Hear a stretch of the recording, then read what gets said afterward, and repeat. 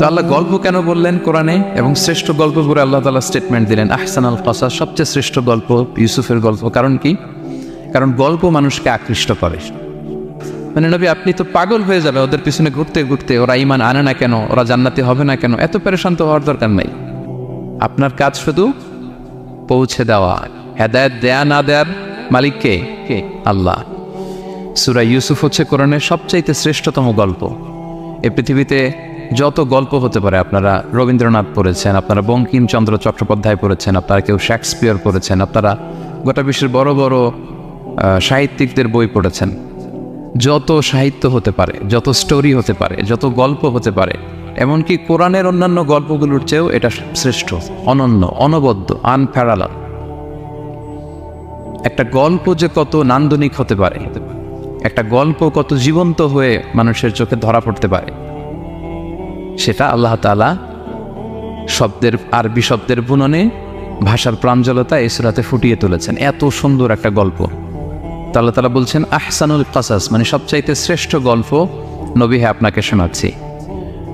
গল্পকে আরবিতে বলে কিসসা, এর প্লুরাল হচ্ছে কসস। তো কিসসা বললেই মনে করবেন না যে এটা খারাপ জিনিস। অনেকে বলে আরে উনি তো কোরআন হাদিস দিয়ে কিছু বলে না, খালি কিচ্ছা বলে। কিসসা কিন্তু কোরআনে এসেছে, অনেক নবীর কসস কোরআনে এসেছে।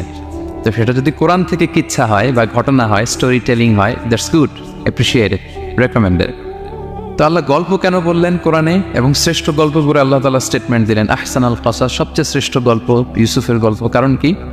কারণ গল্প মানুষকে আকৃষ্ট করে। গল্প মানুষকে কি করে? আকৃষ্ট করে। অনেক সময় দেখা যায় যে আমরা যখন তাত্ত্বিক কথা বলি, মানুষ হাই তোলে, কেউ এদিক সেদিক তাকায়, একটা জীবনে জীবনে ভাব। কিন্তু যখন ঘটনা বলি, একটা গল্প যখন শুরু করি, তখন একেবারে নড়ে চড়ে বসে সবাই, মানে কি হইলো দেখি, শেষ পর্যন্ত কোথায় যে ঠেকে। তো এই জন্য আল্লাহ তাআলা মাঝে মাঝে আমাদেরকে গল্প শুনিয়েছেন। ইহুদিদের কাছ থেকে, মদিনা ইহুদিদের কাছ থেকে একটা প্রশ্ন শিখে আসছিল কুরাইশরা। ওই প্রশ্নটা রাসূল সাল্লাল্লাহু আলাইহি ওয়াসাল্লাম করেছিল যে বনি ইসরাইলের, হে মুহাম্মদ, বনি ইসরাইলের লোকেরা তো থাকতো কানাআনে, মানে প্যালেস্টাইনে। তো বনি ইসরাইল মিশরে আসলো কিভাবে? তুমি যদি সত্য নবী হও বলে। আবার কেউ কেউ বলেছিল যে ইউসুফ আলাইহিস সালাম, ইয়াকুব আলাইহিস সালাম, ওনারা থাকতো প্যালেস্টাইনে, ওনারা মিশরে আসলো কি করে বল। আবার সাহাবারা মাঝে মাঝে মক্কায় বলতেন, ইয়া রাসূলুল্লাহ, শুধু জান্নাত জাহান্নামের আয়াত, আখিরাতের আয়াত, তাওহীদ শিরকের আয়াত, এগুলো আমাদেরকে বলা হয়, কোনো ঘটনা কোরআনে বলা হয় না কেন? আমাদেরকে যদি একটা ঘটনা শোনাতেন আমরা ইন্সপায়ার্ড হতাম। এই চাহিদা, এই প্রশ্নগুলোর আলোকে আল্লাহ তাআলা অ্যান্সার হিসেবে সূরা ইউসুফকে নাজিল করেছেন। তাহলে শোনো, আহসানুল কসাস, একটা গল্প কত মাধুর্যময় হতে পারে শোনো। এবং এর মধ্যে দিয়ে আল্লাহ তাআলা বলেছেন বনি ইসরাইল কিভাবে প্যালেস্টাইন থেকে ইজিপ্টে মাইগ্রেট করলেন। এভাবে অনেক নবীদের ঘটনা আল্লাহ তাআলা কোরআনে আমাদেরকে শুনিয়েছেন। আল্লাহ তাআলা বলছেন রুসুলান কদ কসাসনাহুম আলাইকা মিন ক্বাবলু ওয়া রুসুলান লাম নাকসুসহুম আলাইক। অনেক নবীর ঘটনা হে নবী আপনাকে আমি শুনিয়েছি, আবার অনেক নবীর ঘটনা আমি শোনাইনি। তো যেগুলো আমি শুনিয়েছি এগুলো আবার আপনি আপনার উম্মতদেরকে শোনান। ফাকসুসিল কসাসা লাআল্লাহুম ইয়াতাফাক্কারুন। আপনি এই কিচ্ছাগুলো, ঘটনাগুলো আপনার উম্মতকে শোনান, যাতে করে তারা চিন্তাশীল হতে পারে।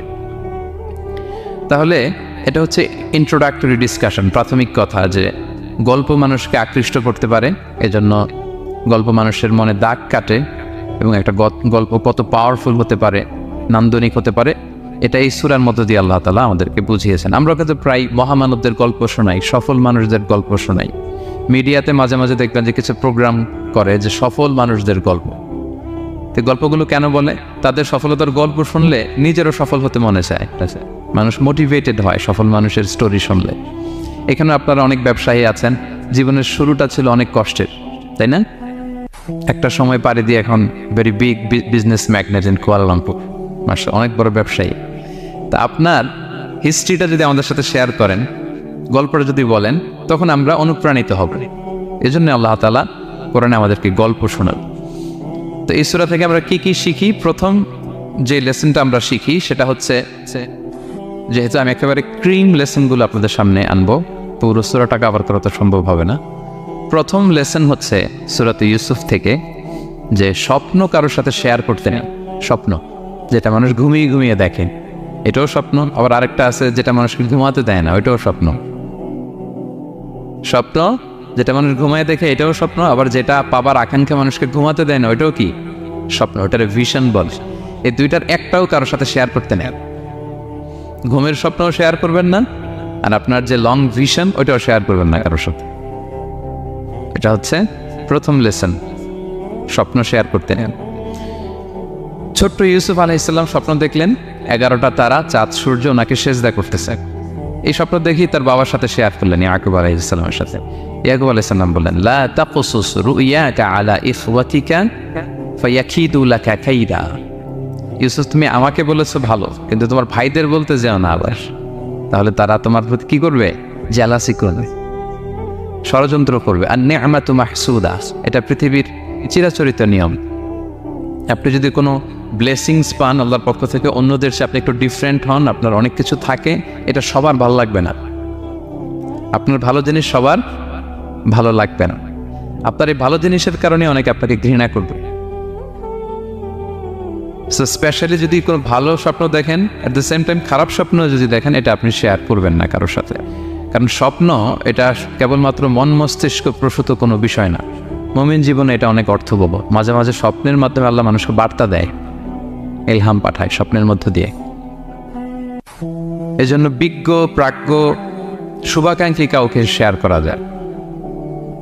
যার জ্ঞান নেই বা ব্যক্তিগত জীবনে পাপী, ভালো মানুষ নয় বা হিংসুক টাইপের, এদের কাউকে আপনার কখনো স্বপ্ন শেয়ার করবেন না। ভালো স্বপ্ন দেখলে শুকরিয়া করবেন আল্লাহর, আলহামদুলিল্লাহ, আল্লাহ কবুল করো। খারাপ স্বপ্ন দেখলে পানাহা চাবে আল্লাহর কাছে। সুনানে তিরমিজিতে একটা বাব আছে, একটা চ্যাপ্টার, বাব লা তাকুসুর রুইয়া ইল্লা আলা আলিম আও নাসিহ। ভালো আলেম অথবা শুভাকাঙ্ক্ষী ছাড়া স্বপ্ন কাউকে বলতে যেও না, এই অনুচ্ছেদের নাম। এরপর এর কারণটা কি? কারণটা হচ্ছে ফাইন্না রুইয়া তাফাউ আলা মা তুআব্বার। স্বপ্নের ব্যাখ্যা যেমনটা করা হয় তেমনটাই হয়। আপনি একটা স্বপ্ন দেখলেন, একজনকে একটা বললেন, সে হুট করে একটা ব্যাখ্যা দিয়ে দিল, ওইটাই হয়ে যাবে। এটা আপনার জন্য ভয়ঙ্কর হয়ে যেতে পারে। লা ইউহাদ্দিসু বিহা ইল্লা লাবিবান আও হাবিবা। আপনার শুভাকাঙ্ক্ষী, আপনার বন্ধু, আপনার ভালো চায়, এদেরকে বলতে পারে। কিন্তু যার এই ব্যাপারে জ্ঞান নেই, হুটহাট করে ব্যাখ্যা করবে, এরকম কাউকে বলা যাবে না। কারণ যেমন ব্যাখ্যা করা হবে তেমনটা হবে। ইউসুফ আলাইহিসসালাম ভালো স্বপ্নের ব্যাখ্যা জানতেন, ইয়াকুব আলাইহিসসালাম ভালো স্বপ্নের ব্যাখ্যা জানতেন, আল্লাহ রাসূল সাল্লাল্লাহু আলাইহি ওয়াসাল্লাম ভালো স্বপ্নের ব্যাখ্যা জানতেন। আবু বকর রাদিয়াল্লাহু তাআলা আনহু সাহাবীদের মধ্যে সবচেয়ে ভালো স্বপ্নের ব্যাখ্যা জানতেন। ইভেন রাসূল সাল্লাল্লাহু আলাইহি ওয়াসাল্লাম মাঝে মাঝে স্বপ্ন দেখে আবু বকরকে বলতেন, দেখি ব্যাখ্যা করো তো তুমি। তাবিঈদের মধ্যে মুহাম্মদ ইবনে সিরিন খুব ভালো স্বপ্নের ব্যাখ্যা জানতেন।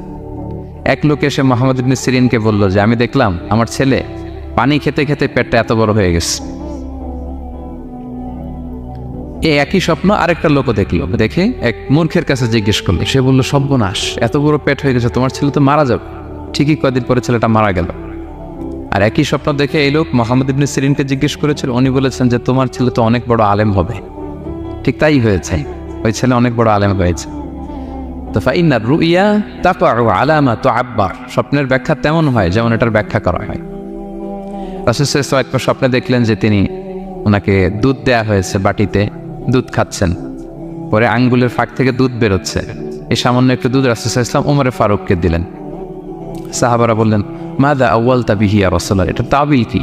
তখন বললেন, আউয়ালতু বিহি আল ইলম, এটা দিয়ে আমি জ্ঞান বুঝিয়েছি। মানে ওমরে ফারুকের আল্লাহ তাআলা অনেক জ্ঞান দিবে। স্বপ্নে কেউ দুধ খাচ্ছেন, এটা আপনার জ্ঞানের প্রতীক। রাসূল সাল্লাল্লাহু আলাইহি ওয়াসাল্লাম স্বপ্নে দেখলেন লোকজন দাঁড়ানো, কারো গায়ের জামা এতটুকু, কারো এতটুকু, কারো হাঁটু পর্যন্ত, আর ওমরে ফারুক জামা একেবারে টেনে হিঁচড়ে যাচ্ছে। তো সাহাবারা বললেন, মাযা আউয়ালতা বিহি ইয়া রাসূলুল্লাহ, এই স্বপ্নের তাবিল কি, ব্যাখ্যা কি? রাসূল সাল্লাল্লাহু আলাইহি ওয়াসাল্লাম বললেন, আউয়ালতু বিহি আদ-দীন আত-তাকওয়া, এটা দ্বারা আমি দিনদারি বুঝিয়েছি। মানে ওমরে ফারুকের দিনদারি অনেক বেশি। স্বপ্নে কেউ ছোট জামা দেখলে তার দিনদারি কমতেছে, এটার একটা আলামত। তো এই জন্য হুট করে স্বপ্নের কথা কাউকে শেয়ার করতে নেই। রাসূল সাল্লাল্লাহু আলাইহি ওয়াসাল্লাম ফজরের সালাতের পরে মসজিদে নববীতে সালাম ফিরিয়ে সাহাবাদের দিকে মুখ ফিরিয়ে বসতেন, তাসবিহ পড়তেন, এরপর জিজ্ঞেস করতেন, হাল রাআ আহাদু মিনকুম আল বারিহাতা রুইয়া, গত রাতে কেউ কোনো স্বপ্ন টপ্ন দেখেছে নাকি?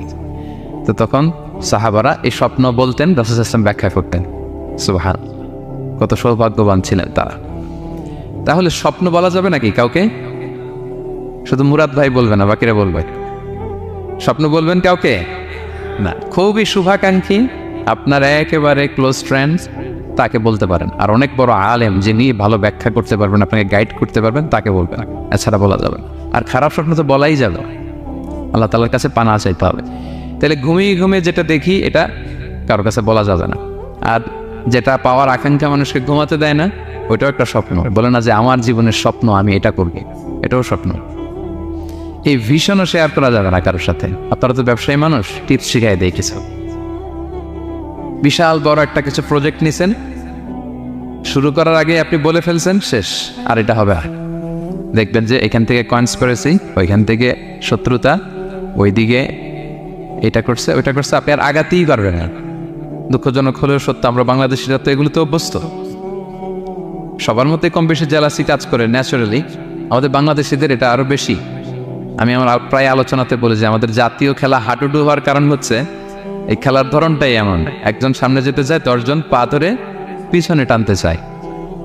তো একটা গল্প শুনেছিলাম এরকম, যে এক লোক জাহান্নাম ভিজিট করতে গেছে, এক এক দেশের লোকদের জন্য এক এক জাহান্নাম, প্রত্যেক জাহান্নামের উপর একজন রক্ষী ফেরেশতা।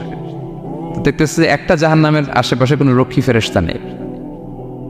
তো বললো যে সব জাহান্নামের উপরে রক্ষী ফেরেশতা যাতে বেরোতে না পারে কেউ, এই জাহান্নামের কোনো রক্ষী ফেরেশতা নাই কেন, এটা কোন দেশের? বলতেছে এটা বাংলাদেশের জাহান্নাম। কেউ যদি কোনো রকম বের হইতে যায়, বাকিরা টেনে আবার টুকায় ফেলবে, বেরোয়া যাবে না এখান থেকে। তো এটা নাকি বাংলাদেশের জাহান্নাম। এটা জাস্ট একটা মজার ছলে গল্প করলাম আর কি। তা আপনি আপনার ভিশন শেয়ার করলে বিপদে পড়ে যাবেন। আপনি প্রপার হোমওয়ার্ক করবেন, গ্রাউন্ড ওয়ার্ক করবেন, কাউন্সেলিং করবেন, প্রজেক্ট দাঁড় করাবেন, লঞ্চিং প্রোগ্রামের দিন সবাইকে জানাবেন, সব রেডি। এবার আর কেউ কিছু করতে পারবেন, এটা দাঁড়াই গেছে, সব রেডি। লঞ্চিং জাস্ট একটা ফর্মালিটিস, তারপরে আমার কাজ শুরু হবে। কিন্তু আপনি আগেই যদি সবাইকে জানায় ফেলেন, হবে? এটা হবে না। এটা হচ্ছে 1 নম্বর লেসন, স্বপ্ন শেয়ার করতে নেন। এই লেসনটা কি ক্লিয়ার? প্রিয় ভাই এবং বোনেরা, আচ্ছা মুভিং অন, 2 নম্বরে চলে যায়। সূরা ইউসুফের 2 নম্বর লেসন হচ্ছে চরিত্র হচ্ছে মানব জীবনের সবচেয়ে দামি সম্পদ, আপনার ক্যারেক্টার। আমরা ছোটবেলায় পড়েছি না যে when money is lost, nothing is lost, health is lost, something is lost, character is lost, সব শেষ। এটা অনেক দামি সম্পদ। সো এই মোরাল স্ট্যান্ডার্ড বা আপনার এথিক্স, এটাতে কোনো কম্প্রোমাইজ করা যাবে না। চরিত্র শেষ তো সব শেষ। বিশেষ করে যুবক ভাইয়েরা, আপনারা অনেক যুবক আছেন এখানে দেখতে পাচ্ছি। এই চারিত্রিক উন্নত চরিত্র, এটা আল্লাহ তাআলার কাছে অত্যন্ত প্রিয়। এবং যারা চরিত্র হেফাজত করতে চায়, যে যুবক, আল্লাহ তাআলা তাদেরকে সাহায্য করা নিজের জন্য অবধারিত করেছেন, তাকে হেল্প করা, যে নিজের চরিত্র বাঁচাতে চায়। রাসূল সাল্লাল্লাহু আলাইহি ওয়াসাল্লাম বলেছেন, সালাসাতুন হাক্কুন আলাল্লাহি আউনুহুম, 3 শ্রেণীর ব্যক্তিকে সাহায্য করা আল্লাহ নিজের উপর আবশ্যক করেছেন। এর মধ্যে এক শ্রেণী হচ্ছে ওয়ান্নাকিহ আল্লাযী ইউরিদুল আফাফ, এমন যুবক যে বিয়ে করে নিজের চরিত্র হেফাজত করতে চায়। সেম গোস টু ফিমেল, নারীদের ক্ষেত্রেও একই কথা। প্রত্যেকের ক্ষেত্রে, যুবক যুবতী প্রত্যেকের জন্যই তার চরিত্রটা তার জীবনের সবচাইতে দামি সম্পদ। এবং এটা হেফাজতের একমাত্র মাধ্যম হচ্ছে বিয়ে। বিয়ে হচ্ছে আমাদের চরিত্র হেফাজতের রক্ষা কবচ। এবং রাসূল সাল্লাল্লাহু আলাইহি ওয়াসাল্লাম যুবক যুবতীদেরকে উদ্দেশ্য করে বলেছেন যে ইয়া মাআশারাশ শাবাব, হে যুবক যুবতীরা, মান ইসতাতা মিনকুমুল বাআতা ফালিয়াতাযাওয়াজ, তোমাদের যাদের সক্ষমতা আছে তোমরা বিয়ে করে ফেলো। টাইমলি ম্যারেজ আমরা সবসময় বলি, সময় মতো করতে হবে। ফাইন্নাহু আগাদ্দু লিল বাসার, বিয়ে করলে দৃষ্টি সংযত হয়। ওয়া আহসানু লিল ফারাজ, প্রাইভেটস এটা হেফাজতে থাকে, লজ্জাস্থান। ওমান লাম ইয়াস্তাতি, যদি কারো সক্ষমতা না থাকে, ফাআলাইহি বিসসাওম, সে যেন রোজা পালন করে। ফাইন্নাহু লাহু বিজা, এটা তার জন্য ঢাল স্বরূপ। তাহলে অন টাইমে ম্যারেজের কথা রাসূল সাল্লাল্লাহু আলাইহি ওয়াসাল্লাম আমাদেরকে বলেছেন। এবং এই যৌবন এটা কিন্তু একটা হিউজ এনার্জি। ইয়স, আপনাদের নাম তো দিয়েছেন কি Bangladeshi young business community Malaysia presents. তো আপনারা হচ্ছেন সবাই এখানে যুবক, তাগড়া যুবক। এই যৌবন, 5টা প্রশ্নের উত্তর না দিয়ে কিয়ামতের ময়দানে মানুষ পা নাড়াতে পারবে না। এর মধ্যে একটা প্রশ্ন হচ্ছে তোমার জীবনের যে মাহেন্দ্রক্ষণ যৌবন, এটা তুমি কিভাবে কাজে লাগিয়েছ, তোমার ইয়ুথ, এটার ব্যাপারে আপনি জিজ্ঞাসিত হবেন। সো এই যৌবনটা এটা আমাদের কাছে আমানত। এর জন্য রাসূল সাল্লাল্লাহু আলাইহি ওয়াসাল্লাম অসংলগ্ন দৃষ্টিপাত করতে আমাদেরকে নিষেধ করেছেন, দৃষ্টি যাতে আমরা হেফাজত করি। এবং তিনি বলেছেন 2টা অঙ্গের গ্যারান্টি যদি আমাকে কেউ দেয় যে এই 2 অঙ্গের পাপ কেউ করবে না, আমি নবী তাকে জান্নাতের গ্যারান্টি দেই। মাইয়াতমান লি মা বাইনা লিহিয়াইহি ও মা বাইনা রিজলাইহি আতমান লাহুল জান্নাহ। 2 অঙ্গ কোনটা? 2 চোয়ালের মাঝখানে যেটা থাকে মানে জিহ্বা, আর হচ্ছে 2 পায়ের মাঝখানে যেটা থাকে মানুষের প্রাইভেট। এই 2 অর্গান, 2 অঙ্গের পাপ যদি কেউ করবে না বলে আমি নবীকে গ্যারান্টি দেয়, আমি নবী তাকে জান্নাতের গ্যারান্টি দেয়। এই 2 অঙ্গ দিয়ে বেশি পাপ পায় মানুষের, খেয়াল করে দেখেন, বেশি পাপ হয়। তো এই জন্য ইসলাম বিবাহ বহির্ভূত সকল সম্পর্ককে হারাম করেছে, বিয়েকে হালাল করেছে। বিয়ের মধ্যে প্রশান্তি আছে, প্রাপ্তি আছে, দায়িত্বশীলতা আছে। অনেকে বলে যে আমি লিভ টুগেদার করবো, এখানে ইসলামের এত সমস্যা কেন? আমি আমার সূরা নূরের একটা লাইভ সিরিজ করতেছি, ওখানে বিস্তারিত বলেছি যে এখানে অনেক সমস্যা আছে। আপনি এই বাংলাদেশের পার্সপেক্টিভে যদি বলি, ঢাকা মেডিকেলের ডাস্টবিনে প্রায় নবজাতক বাচ্চা পাওয়া যায়, পত্রিকায় আসে, হয় জীবিত নয় মৃত। তো ওই যে বাচ্চাটা যে আপনি প্রাণ নষ্ট করলেন, এই অধিকার কি আমার আছে? আছে? নাই। কারো প্রাণ হরণের অধিকার তো আমার নেই। আরে বাচ্চাটা যদি জীবিত থাকে, এবার তার লাইফটা দেখেন কীরকম, কত হ্যাসেল। তার কোনো হিস্ট্রি নাই, তার হিস্ট্রি ইজ মিসিং। তার বাবা নাই, তার মা নাই। আমাদের প্রত্যেকের বাবা মা আছে, আমাদের একটা জেনেটিক্যাল ইনহেরিটেন্স আছে। আমার 14 পুরুষের জেনেটিক্যাল অ্যাট্রিবিউটস নিয়ে আমি বড় হয়েছি, আমার হিস্ট্রি আছে, তার হিস্ট্রি মিসিং। আর ইসলাম লিনিয়েজ মানে বংশকে প্রিজার্ভ করাকে খুব গুরুত্ব দেয়, এটা জরুরি। আমি একটা মেয়েকে বিয়ে করবো, ওর বাবাকে দাদাকে না জানলে আমি কীভাবে বুঝবো যে তার হিস্ট্রি কী? একটা ছেলেকে কেউ বিয়ে করবে, তার বাপ দাদা 14 পুরুষ হিস্ট্রি না জানলে, তার গ্রাম নাই, তার নাম নাই, তার পরিচয় নাই। তো এই জন্য ব্যাপারটা যত সহজে আমরা বলি যে লিভ টুগেদার করলে অন্যের সমস্যা কি? মিউচুয়াল কনসেন্ট তো আছে, পারস্পরিক সম্মতির ভিত্তিতে রিলেশন হলে সমস্যা কোথায়? এইখানে সমস্যা।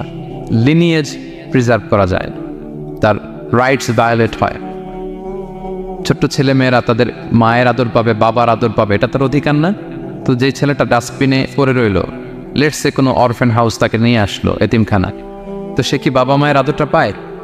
এই ছোট্ট ছেলে নিজের জামা নিজে ধোয়, নিজের কাপড় চোপড় নিজে গোছায়, তার বাবা নাই, মা নাই।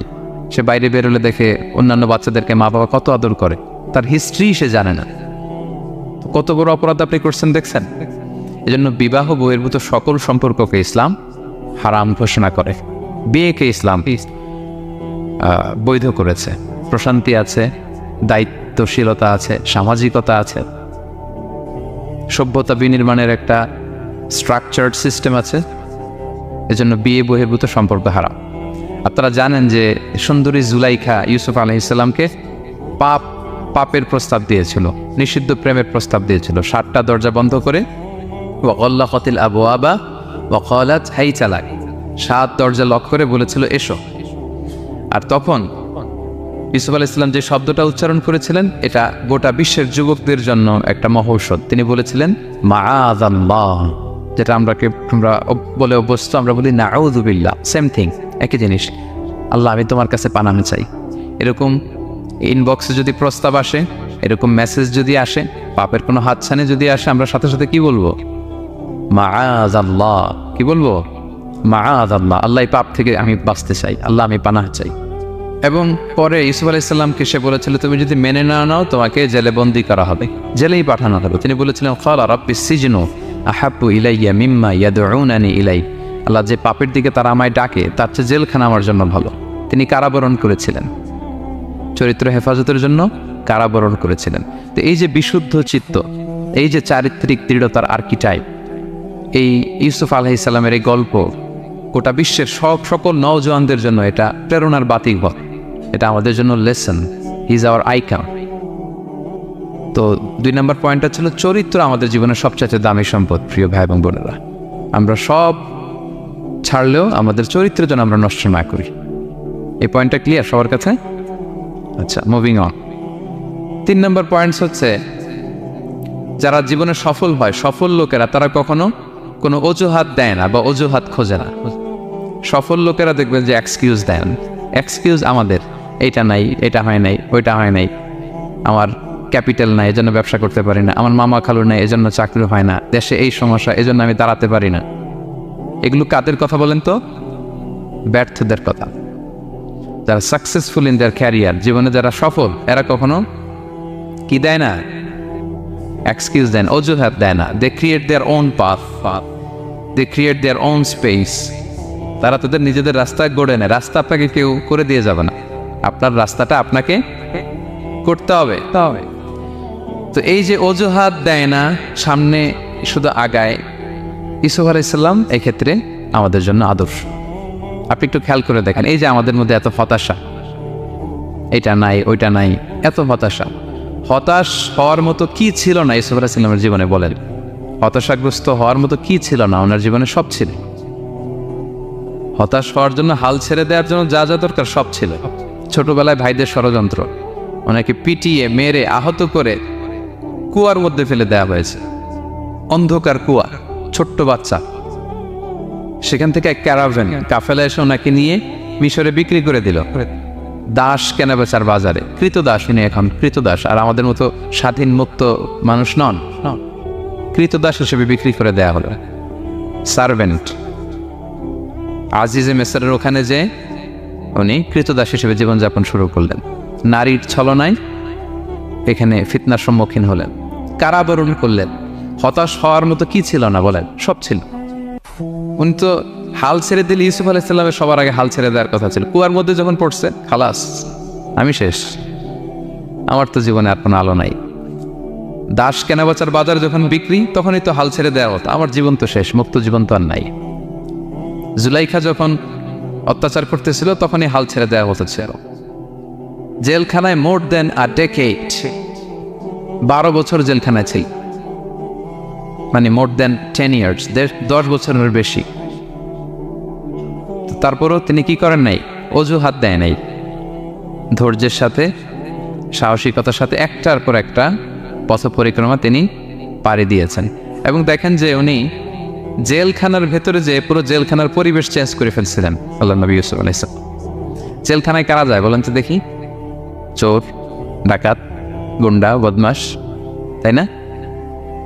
তো ওখানে যে উনি দেখলেন যে কারা কর্তৃপক্ষ এই গুন্ডা বদমাশদেরকে নিয়ন্ত্রণে রাখতে হিমশিম খাচ্ছে। আল্লাহ নবী ইউসুফ আলাইহিস সালাম ওনার চারিত্রিক মাধুর্যতা দিয়ে, ওনার পার্সোনালিটি দিয়ে, ওনার আচরণ দিয়ে, সব কিছু দিয়ে সবার মন জয় করে ফেলেন। কয়েক মাসের ব্যবধানে পুরো মিশরের জেলখানা ওনার নিয়ন্ত্রণে। সবার অসুস্থ যারা সেবা শুশ্রূষা করলেন, যাদের কাউন্সেলিং দরকার কাউন্সেলিং করতে লাগলেন। মাঝখানে আবার 2জন কয়েদি স্বপ্ন দেখলো। তারা দেখলো যে এখানে স্বপ্ন বলতে হলে ইউসুফকেই বলতে হবে। ইউসুফ আলাইহিস সালামের কাছে বললো, উনি সুন্দর স্বপ্নের ব্যাখ্যা করলেন। এরপর প্রপার একটা টাইমে দাওয়াতি কাজ শুরু করলেন।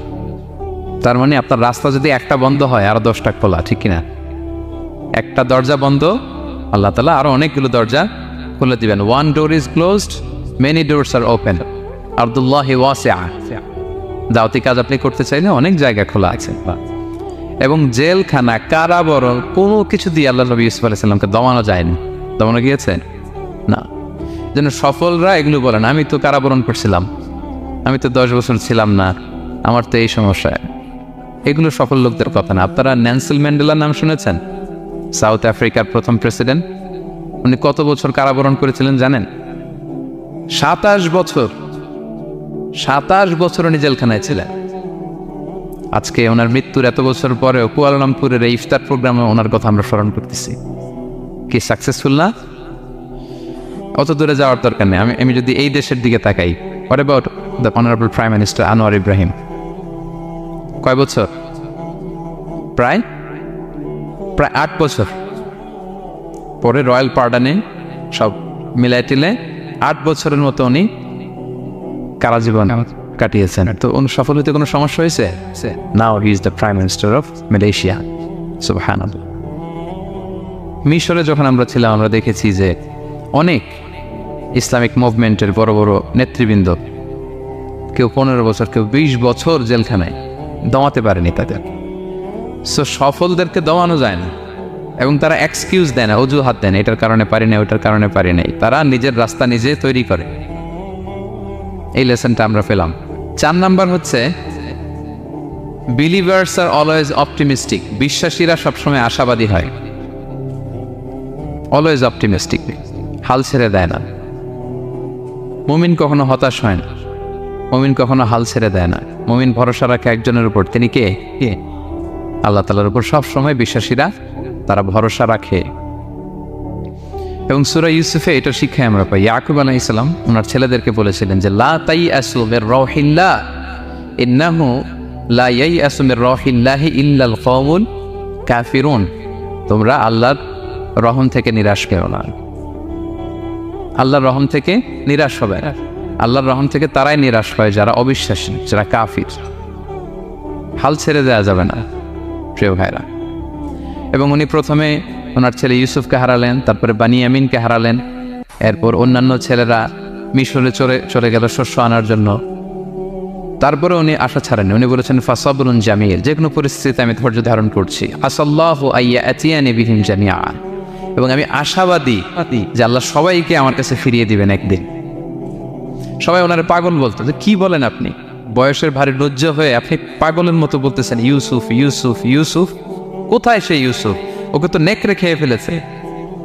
কারণ ইউসুফের ভাইয়ের একটা গল্প সাজিয়েছিল, সন্ধ্যাবেলা এসে বলেছিল, বাবা আমরা তো খুব যত্নবান ছিলাম, কিন্তু নেকড়ে বাঘ তো খেয়ে ফেলেছে ইউসুফকে। তো উনি ইউসুফ আলাইহিস সালামের জামাটা হাতে নিলেন, হাতে নিয়ে দেখে ওরা আবার একটা বকরি জবাই করে একটা রক্ত মাখায় নিয়ে আসছিল জামাতে। তো উনি বললেন যে ইউসুফকে কোন নেকড়ে খেলো যে ইউসুফকে খেয়ে ছিন্ন বিচ্ছিন্ন করে ফেললো, আমার ইউসুফের জামার মধ্যে তো কোনো আঁচল লাগলো না, জামার তো ডানে বাই কোথাও ছিঁড়া দেখতে পাচ্ছে না, শুধু রক্ত। এ কেমন নেকড়ে বাঘ, ইউসুফকে খেয়ে ফেললো কিন্তু ইউসুফের জামা ছিঁড়ল না। আপনারা জানেন যে জুলাইখা যখন ইউসুফ আলাইহিস সালামকে জোর করে পেতে যাচ্ছিল, আল্লাহ নবী ইউসুফ আলাইহিস সালাম চরিত্র বাঁচানোর জন্য দৌড় দিলেন ইলা নাহিয়াতিল বাব, দরজার দিকে, আর আল্লাহ তাআলা দরজা খুলে দিতে লাগলেন। সপ্তম দরজার সামনে এসে জুলাইখা ইউসুফ আলাইহিস সালামকে পেছন থেকে ধরে ফেললেন, ধরে যখন টান দিলেন পিছনে জামা ছিঁড়ে গেল। তো সামান্যই জোরাজোরিতে জামা ছিঁড়ে যায়, আর একটা নেকড়ে একটা মানুষকে চিড়ে কুটে খাবে, তার জামা ছিঁড়বে না? ছিঁড়বে। ওই জামা দেখেই উনি আন্দাজ করে ফেলছেন যে এটা মিথ্যা কথা, আমার ইউসুফকে নেকড়ে বাঘ খায়নি। এই যে অপরাধীরা যখন অপরাধ করে তারা সব আলামত মুছতে পারলো, একটা আলামত বাকি থেকে যায়, কোনো না কোনো আলামত থাকবে যেটা রেশ ধরে সিআইডিরা, ক্রিমিনাল ইনভেস্টিগেশন ডিপার্টমেন্টের লোকেরা তারা অপরাধীকে শনাক্ত করে ফেলে। তো ছোটবেলায় ইউসুফ আলাইহিস সালামকে হারালেন, এরপরে বানিয়ামিনকে হারালেন, এরপরে ছেলেরা গেল শস্য আনতে, কেউ নাই ওনার পাশে। কিন্তু উনি বললেন যে আমি বিশ্বাস করি, আমি আশাবাদী। উনি বলেছিলেন আমি আশাবাদী যে আল্লাহ তাআলা সবাইকে একদিন আমার কাছে ফিরিয়ে দেবে, এবং তাই হয়েছে। সবাইকে আল্লাহ তাআলা ওনার কাছে এনে দিয়েছিলেন, এবং ওনারা সবাই মিশরে চলে গিয়েছিলেন। এক মহা পুনর্মিলন হয়েছিল পিতা পুত্রের সেদিন, দীর্ঘ প্রায় 30-40 বছর পর। তো এই জন্য আমরা সবসময় আশাবাদী থাকবো, optimistic, never be pessimistic, try to B optimistic always. সবসময় আপনি আশাবাদী হবেন। রাসূল সাল্লাল্লাহু আলাইহি ওয়াসাল্লাম সবসময় আশাবাদী থাকতেন। যে কোনো একটা দিকে নেগেটিভিটি থাকবে, পজিটিভিটি থাকবে, আপনি কোনটা নেবেন? পজিটিভটা আপনি নেবেন। একটা উদাহরণ আছে না, যে এরকম একটা গ্লাসের অর্ধেক যদি পানি থাকে, কেউ দেখে অর্ধেক খালি, কেউ দেখে অর্ধেক পানি ভর্তি, তো আপনি অর্ধেক যে পানি ভর্তি ওইটা খেয়াল করবেন, আশাবাদী হবেন। আশাবাদী লোকদেরকে আল্লাহ তাআলা পছন্দ করে। নিরাশ হয় যারা কাফির, অবিশ্বাসী তারা। আর শয়তানের সবচেয়ে বড় মিশন হচ্ছে আমাদেরকে হতাশ বানানোর। আমাদেরকে কি বানানোর? সে আমাদেরকে হতাশ বানাইতে পারলে সে সাকসেসফুল। সে আমাদেরকে বোঝাতে থাকে এত পাপ করেছিস, আল্লাহ কি তোরে মাফ করবে? মনে হয় করবে না।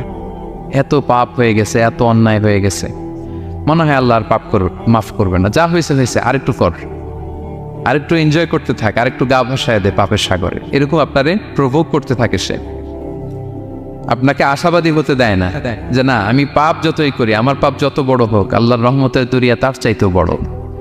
এটা ভাবতে দেয় না শয়তান। আমাদের বারবার নিরাশ করতে থাকে। নিরাশ যদি আমাদেরকে করতে পারে, শয়তান সফল। শয়তান সবসময় আমাদেরকে নিরাশ করতে চায়, ভয় দেখায়।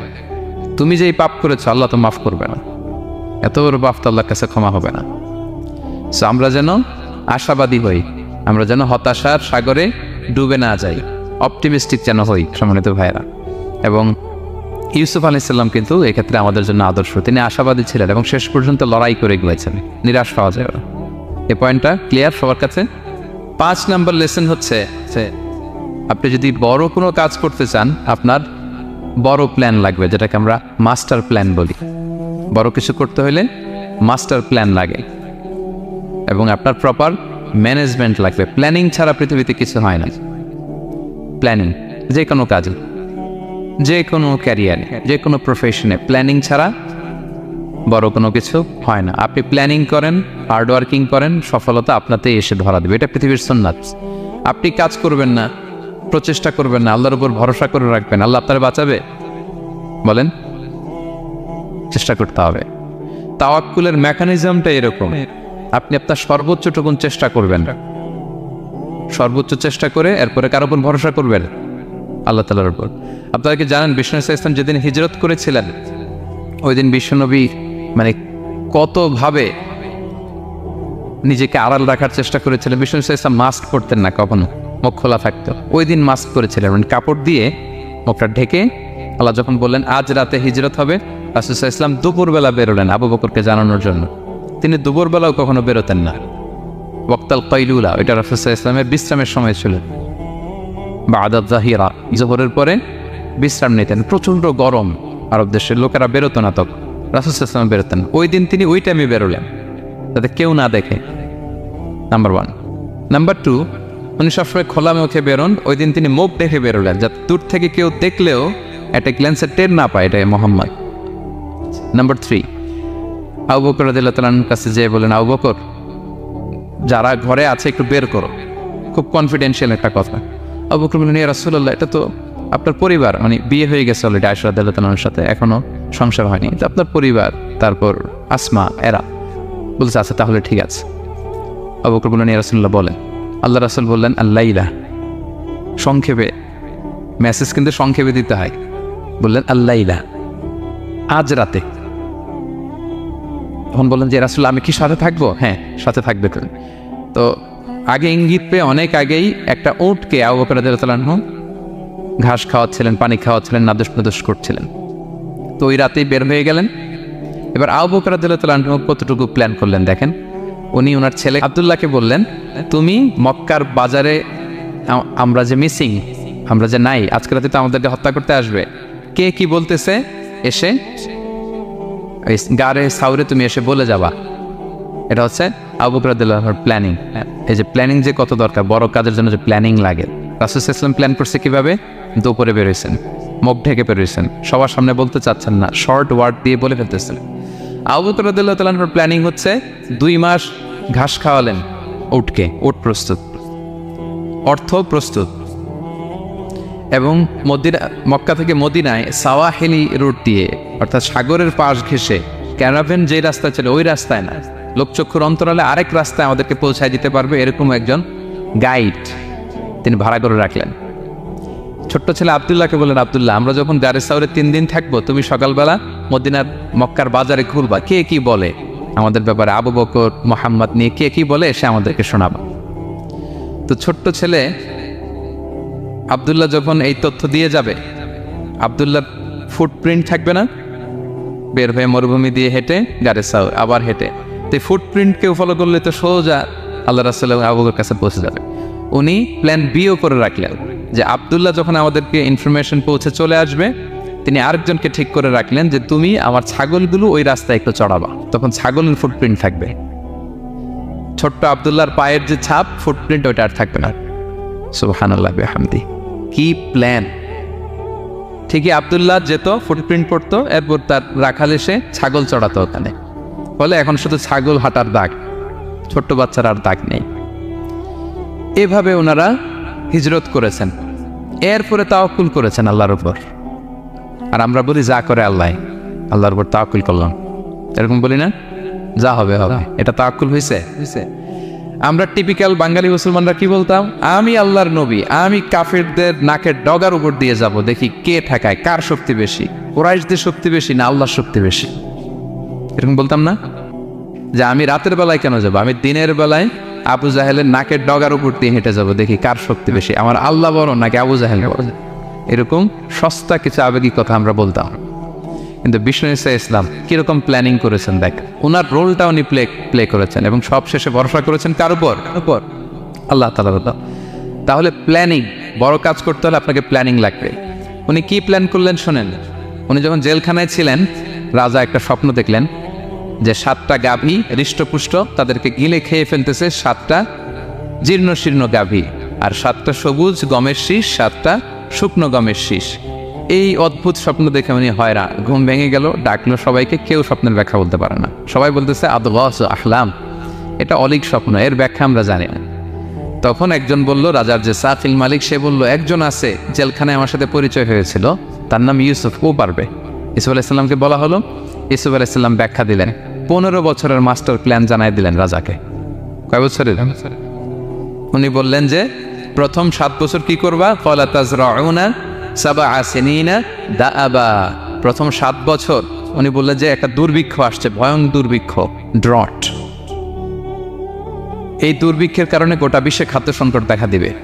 নেক্সট 7 ইয়ার্স মিশরের সব জায়গায় কাল্টিভেটেড ল্যান্ড যেগুলো আছে চাষ করতে হবে ইচ্ছে মতো। এই 7 বছর চাষ করতে হবে, খেতে হবে কম, জমায় রাখতে হবে বেশি। এর পরের 7 বছরে কোনো বৃষ্টি হবে না, মারাত্মক দুর্ভিক্ষ, মাটি ফেটে চৌচির, পানি নাই কোথাও। ওই জমিয়ে রাখা প্রথম 7 বছরের খাবার দিয়ে পরের 7 বছর আপনাদেরকে ট্যাকেল দিতে হবে। এরপরে 7 7 14 শেষে 15তম বৎসরে প্রচণ্ড বৃষ্টি হবে, সুজলা সুফলা, শস্য শ্যামলা হয়ে যাবে মিশরের অলি গলি সব কিছু। তাহলে প্ল্যান করলেন, মাস্টার প্ল্যান করলেন কয় বছরের? 15 বছর। রাজা শুনে তো অবাক, বলতেছে সর্বনাশ, এই লোক কোথায় ছিল? নিয়ে আসতে চাইলেন, উনি বললেন না, আমি বেরোবো না, আমাকে মিথ্যা অপবাদ দিয়ে কারাবরণ দেওয়া হয়েছিল, আগে ওটা সেটেল করেন। ওটা সেটেল করা হলো, গোটা মিশরবাসী জানলো, বিনা অপরাধে কারাবরণ। এরপর উনি বেরোয় আসলেন। সাথে সাথে রাজা বলল, আপনাকে আমি আমার একেবারে কাছের লোক, ব্যক্তিগত সহকারী বানাবো। উনি বললেন না, এমনি হাফিজুন আমিন, আমি হচ্ছি হাফিজ, যে কোনো জিনিস ভালো প্রিজার্ভ করতে পারি। এই যে আলনি আলা খাজাইনিল আরদ, আপনি আমাকে ফিনান্স মিনিস্টার বানান। তার মানে অনেক সময় নিজের ঢোল নিজের পেটাতে হয়। যখন দেখবেন যে না, আশেপাশে যেগুলো আছে এগুলো সব হচ্ছে বোকা শোকা, এরা দায়িত্ব নিলে শেষ করে ফেলবে, ওই ক্ষেত্রে নিজের ঢোল নিজে পেটানো জায়েজ। তো ইউসুফ আলাইহিস সালাম দেখলেন যে আমি যদি এটার রেসপন্সিবিলিটি নেই, তাহলে এই মাস্টার প্ল্যান আমি বাস্তবায়ন করতে পারবো। উনি বললেন, আমাকে ফিনান্স মিনিস্টার অফ ইজিপ্ট বানান, অর্থ মন্ত্রণালয়ের দায়িত্ব দেন। দেয়া হলো ওনাকে, এবং রাজাও দেরি করলেন না, মুহূর্তের মধ্যে ফিনান্স মিনিস্টারের দায়িত্ব দিয়ে দিলেন। এটাকে বলে ম্যারিটোক্রেসি। ইংরেজিতে কি বলে? ম্যারিটোক্রেসি, মানে পদ দেওয়া হবে ম্যারিটের ভিত্তিতে। সিঙ্গাপুরের 3টা বা 4টা ন্যাশনাল পলিসির মধ্যে একটা হচ্ছে ম্যারিটোক্রেসি। তারা এত আগায় যায় কেন? ছোট্ট সিঙ্গাপুর আগায় যাচ্ছে এত। তারা ওই জহুর বারু থেকে পানি নিয়ে ওইটারে প্রসেসিং করে ড্রিঙ্কিং ওয়াটার বানায়, আবার জহুর বারুর কাছে ড্রিঙ্কিং ওয়াটারের বোতল বিক্রি করে। কিন্তু পানি নিয়েছিল কোত্থেকে? জহুর বারু থেকে। জহুর বারু থেকে নিয়ে রিফাইন করে মিনারেল ওয়াটার এবং ড্রিঙ্কিং ওয়াটার 2 ধরনের বোতলজাত করে ওদের কাছে 3 ডবল দামে বিক্রি করে। This is called merit. আর সিঙ্গাপুরের রাষ্ট্রীয় পলিসির মধ্যে একটা হচ্ছে ম্যারিটোক্রেসি, মানে ম্যারিটের ভিত্তিতে পদ পাবে। এখানে চাচা মামা খালুর ফোন কলে কাজ হবে না, এখানে দলীয় কোনো কিছুর কাজ হবে না। এজন্য এরা হু করে আগাচ্ছে শুধু সামনের দিকে। এই ম্যারিটোক্রেসির ফর্মুলা ফলো করেছিলেন দ্য কিং অফ ইজিপ্ট। তিনি দেখলেন যে এক কারাগারে ছিল, কয়েদি ছিল, that's not a big deal. সে যে মাস্টার প্ল্যান দিছে, আমার ইজিপ্টকে বাঁচাতে হলে একে লাগবে আমার, মুহূর্তের মধ্যে ফিনান্স মিনিস্টার। অবাক করা কাহিনী। 12 বছর জেল খাটা লোক বেরোয় finance minister. This is called meritocracy. তারপর আল্লাহ নবী ইউসুফ আলাইহিস সালাম এভাবে বাস্তবায়ন করলেন। তো এই জন্য আমাদেরকে বড় প্ল্যানিং করতে হবে এবং রিসোর্স ম্যানেজমেন্ট জানতে হবে। আমার অনেক কিছু আছে, কিন্তু আমি এটাকে ম্যানেজ করতে জানি না, আপনি সফল হতে পারবেন না। আপনার অ্যাসেট আছে, টাকা আছে, নলেজ আছে, কিন্তু আপনি ম্যানেজ করতে জানেন না। আপনার ম্যানেজমেন্ট না থাকলে সফলতা আসবে না। বিশেষ করে যখন এটা গভর্নমেন্ট রিসোর্সের ব্যাপার আসে, গভর্নমেন্ট রিসোর্সকে এটা চমৎকারভাবে ম্যানেজ করতে হয়। আপনারা কি জানেন পৃথিবীতে ডেইরি প্রোডাক্টের জন্য কোন দেশ সবচেয়ে বিখ্যাত? ডেইরি? হ্যাঁ, নিউজিল্যান্ড। আর এখানে অস্ট্রেলিয়া। এখানে ডাচ লেডি একটা দুধ আছে, খান আপনারা? ডাচ লেডি কোন দেশের? নেদারল্যান্ডের বা হল্যান্ডের। হল্যান্ডে যেই পরিমাণে গরু আছে, ইথিওপিয়াতে তার 5 গুণ বেশি গরু আছে। আফ্রিকান একটা কান্ট্রি আছে ইথিওপিয়া, হল্যান্ডের 5 গুণ বেশি গরু তাদের দেশে। কিন্তু পৃথিবীতে ডেইরি ফ্যাক্টরিতে হল্যান্ড আগানো ইথিওপিয়ার চেয়ে 10 গুণ বেশি আগানো। কারণ ওদের গরু বেশি, কিন্তু ম্যানেজমেন্ট নাই। কীভাবে ডেইরি প্রোডাক্ট ওরা বের করবে, এই রিসোর্স ম্যানেজমেন্টটা জরুরি। আমাদের বাংলাদেশে আল্লাহ তাআলা অনেক রিসোর্স দিয়েছেন, এটার ম্যানেজমেন্ট নেই। আমাদের এই যে Cox's Bazar the longest sea beach, অনেককে বললে চিনেও না। আমি অনেক জায়গায় বলেছি যে গর্ব করে যে আমাদের তো লংগেস্ট সি বিচ, জানো কোথায় আবার এটা লংগেস্ট সি বিচ, চিনেই না কক্সবাজারকে। কিন্তু আমাদের ট্যুরিজম মিনিস্ট্রি কিন্তু এই রিসোর্সগুলোকে ম্যানেজ করে গোটা বিশ্বের ট্যুরিস্টদেরকে অ্যাট্রাক্ট করতে পারতো না ম্যানেজমেন্টের দুর্বলতা। আমাদের সিলেটে যে হিল ট্রাক্টস এরিয়া, পাহাড়ি এরিয়া, চা বাগান, এটা অনেক বড় ট্যুরিস্ট অ্যাট্রাকশন হতে পারতো। আমাদের বান্দরবানে একবার একটা ক্যাবল কার বানাইছিল, এটা কয়েক সপ্তাহের মধ্যে ছিঁড়ে পড়ছে। এই ঘটনা শুনলে বিদেশিরা তো দূরের কথা, আপনি উঠবেন ওটাতে আপনার বাচ্চা কাচ্চা নিয়ে? তা আমরা তো গেন্টিং হাইল্যান্ডে গেলেই ক্যাবল কারে উঠি, লাঙ্কাবিতে গেলে এই যে স্কাই কেবল আমরা উঠি না, কি পাওয়ারফুল ক্যাবেল দিয়ে, এত সুন্দর ম্যানেজমেন্ট, এত সুন্দর সেফটি সিকিউরিটি দিয়ে ওরা এটাকে ম্যানেজ করেছে, গোটা বিশ্বের ট্যুরিস্টদেরকে আকৃষ্ট করতেছে। ওটার উপরে উঠলে আন্দামান দ্বীপপুঞ্জগুলো দেখা যায়। তারা যাবেন লাঙ্কাবির এই ক্যাবল কারে, মালয়েশিয়ার সবচেয়ে উঁচু ক্যাবল কার, স্কাই কেবল ব্রিজ আছে একটা। তো এই যে আমাদেরকে আকৃষ্ট করে এগুলো, কারণ they know how to manage their resources. Government লেভেলে এই রিসোর্স ম্যানেজমেন্টটা জরুরি, যেটা আল্লাহ নবী ইউসুফ আলাইহিস সালাম আমাদের চোখে আঙ্গুল দিয়ে দেখিয়েছেন। প্ল্যানিং লাগবে, মাস্টার প্ল্যানিং লাগবে, গ্রাউন্ড ওয়ার্ক লাগবে, এরপরে আপনি কাজে নামবেন। যে কোনো বড় কাজ করার আগে, যেহেতু আপনারা ব্যবসায়ী, তো আমি তো ব্যবসা বুঝি না, একটু জাস্ট শেয়ার করতেছি আর কি আপনাদের সাথে, যদি কাজে লাগে আপনাদের। যে কোনো বড় প্রজেক্ট করার আগে শর্ট অ্যানালাইসিস করতে হয়। নাম শুনেছেন না আপনারা? হ্যাঁ, শর্ট নাম শুনেছেন? আজকে শুনে যান, SWOT, শর্ট অ্যানালাইসিস করতে হয়। S for strength, W for weakness, O for opportunities, T for threats.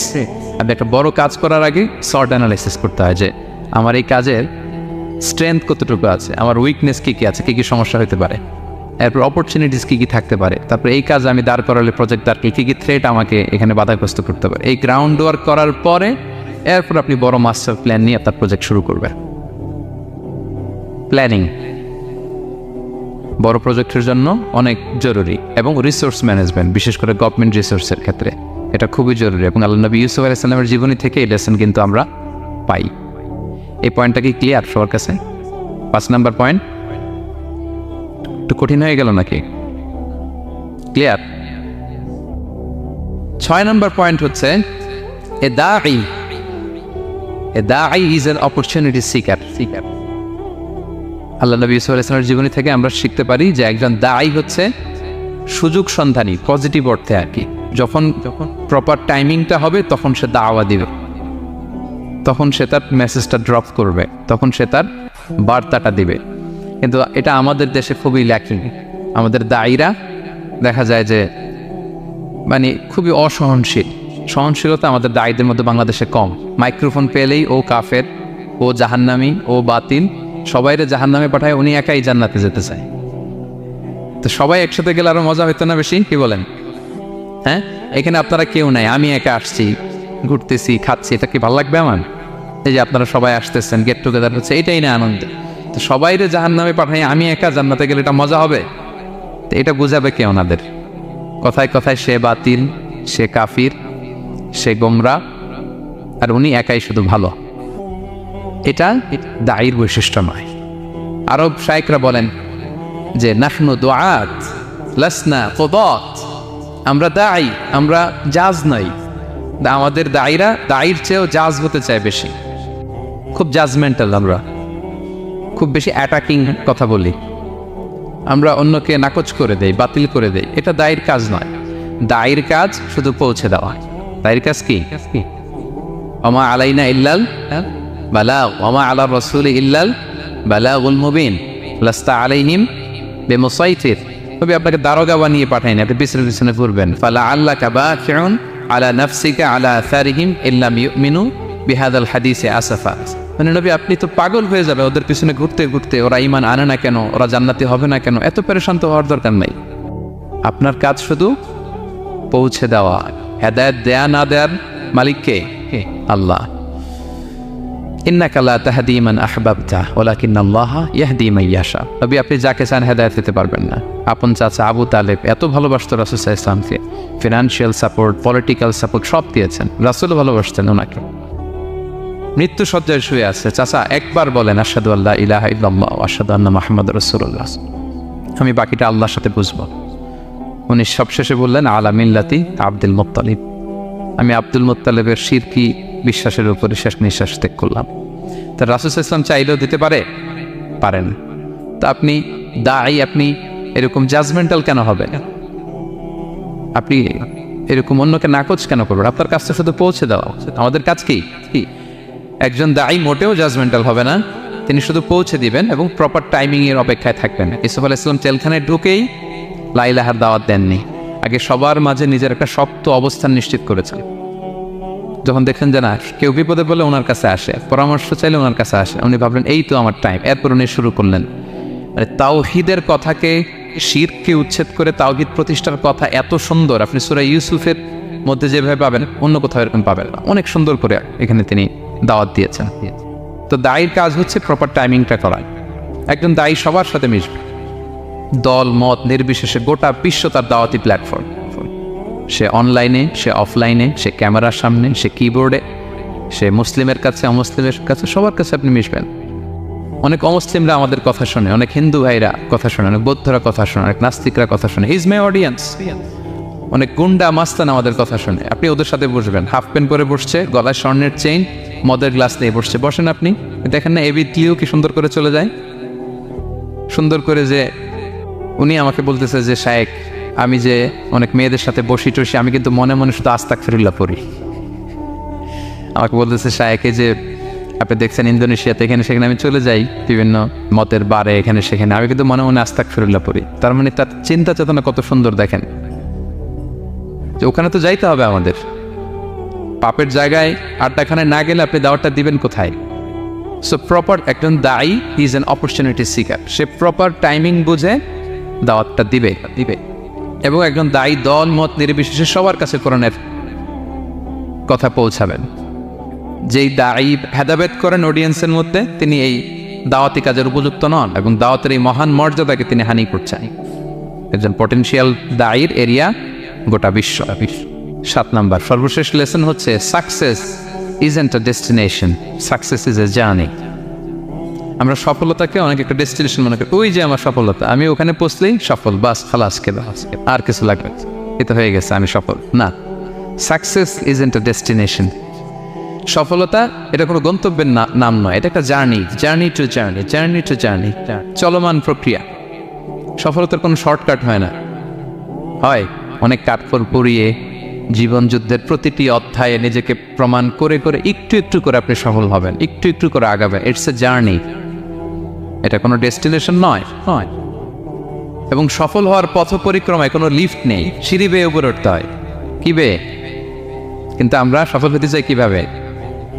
Direct 100 তলায় তো আমি সফল, উপরে, সবার উপরে আমি, এইভাবে চাই সফলতাটা। সবার উপরে উঠে যাব, গোল্ড মেডেল গলায় পরাই দিবে, আমরা সাকসেসফুল না। সফলতার রাস্তায় কোনো লিফট থাকে না, কি দিয়ে উঠতে হয়?